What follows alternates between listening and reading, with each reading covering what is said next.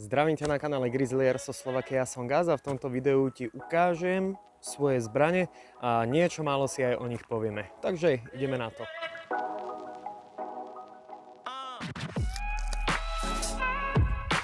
Takže ako moja prvá je moja sekundárka, je to Glock 26 Advance. Je to vlastne plynová zbraň na green gas, áno, s blowbackom.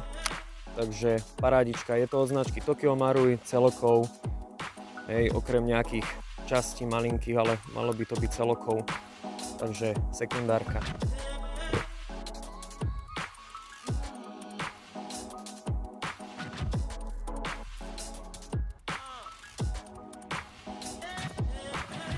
Ďalšia moja zbraň je CM045C, hej, alebo Sučka, alebo AK-47U.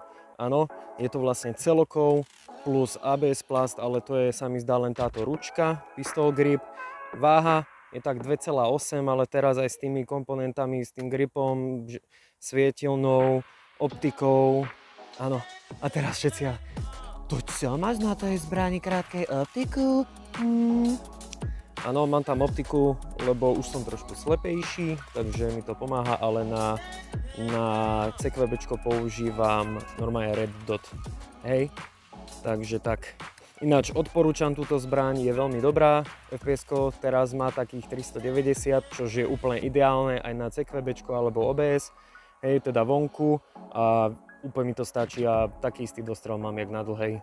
Je to vlastne značky Cima a som s ňou veľmi spokojný, takže odporúčam.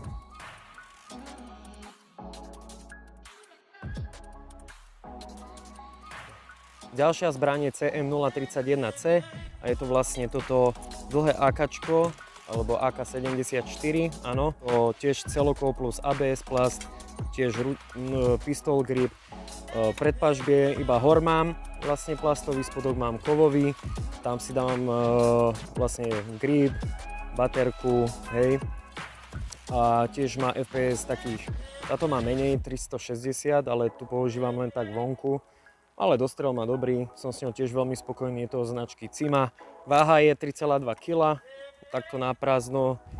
Tak toto bolo tak skrátke o mojich zbraniach a ak by si mal nejaké otázky, tak ľudia mi ich napíš do komentáru, podpor ma odberom, lajkom a vidíme sa pri ďalšom videu. Takže čau!